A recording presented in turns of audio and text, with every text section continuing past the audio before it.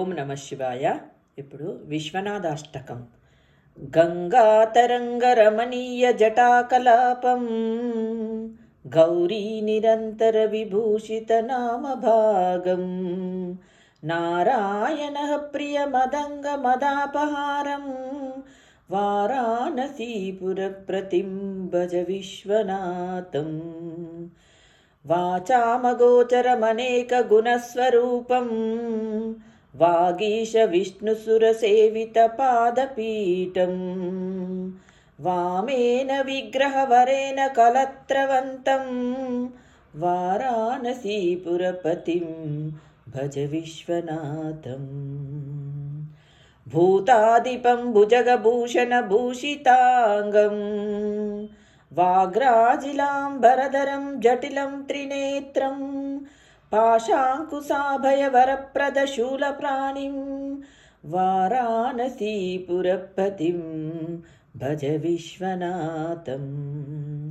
సీతాం సుశోభితకిరీట విరాజమానం పాలేక్షనానల విశోసిత పంచభానం నాగాదిపారచిత భాసుర కర్ణపూరం వారాణసీపురపతిం భజ విశ్వనాథం. పంచానలం ధురితమత్తమతంగజానాం నాగాంతకం ధనుజపుంగవపన్నఘానాం ధావానలం మరణశోకజరాటవీనా వారాణసీపురపతిం భజ విశ్వనాథం. తేజోమయం సగుణ నిర్గుణమద్వితీయం ఆనందకందమపిరాజితమప్రమేయం నాగాత్మకం సకల నిష్కలమాత్మరూపం వారాణసీపురపతిం భజ విశ్వనాథం. ఆశాం విహాయ పరిహృత్య పరస్య నింతా ఉపేరతించ సునివర్య మనః సమాదౌ ఆదాయ హుత్క్రమలమధ్యగతం ప్రదేశం వారాణసీపురపతిం భజ విశ్వనాథం.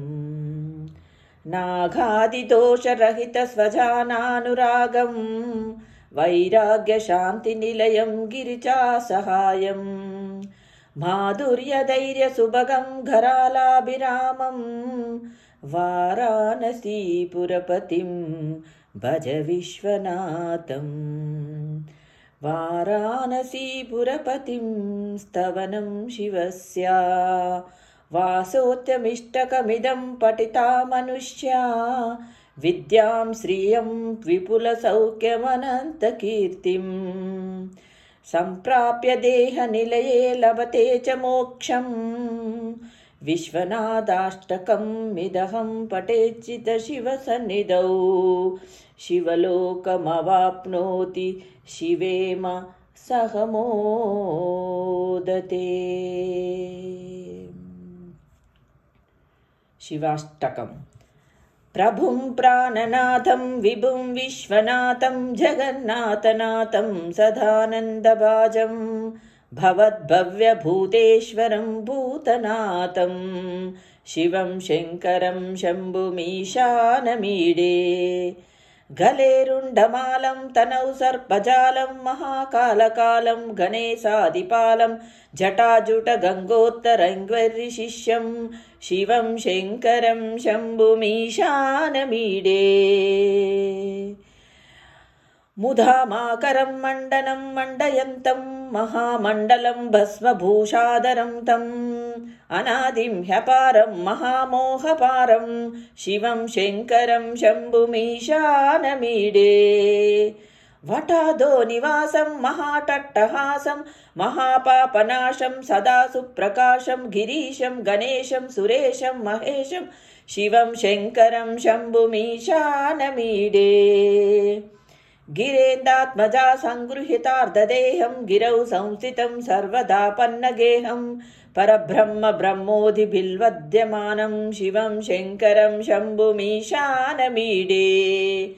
కపాలం త్రిశూలం కరాభ్యం దదానం पदाम्भों भजनम्राय कामं ददानं बलिवर्धयानं सुरानं प्रतानं शिवं शङ्करं शम्भुमीशानमीडे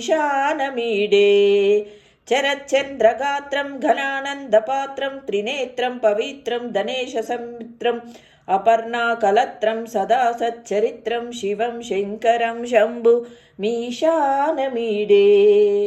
हरं सर्पहारं चिताभूविहारं भवं वेदसारं सदा निर्विकारं श्मशाने वसन्तं मनोजं दहन्तं शिवं शङ्करं शम्भुमीशानमीडे स्वयं न प्रपाते नरः शूलपाने पठेत् स्तोत्ररत्नं त्रिह प्राप्य रत्नं सुपुत्रं सुधान्यं सुमित्रं कलत्रं विचित्रैस्य माराध्य मोक्षं प्रयाति शिवाष्टकस्तोत्रं सम्पूर्णम्।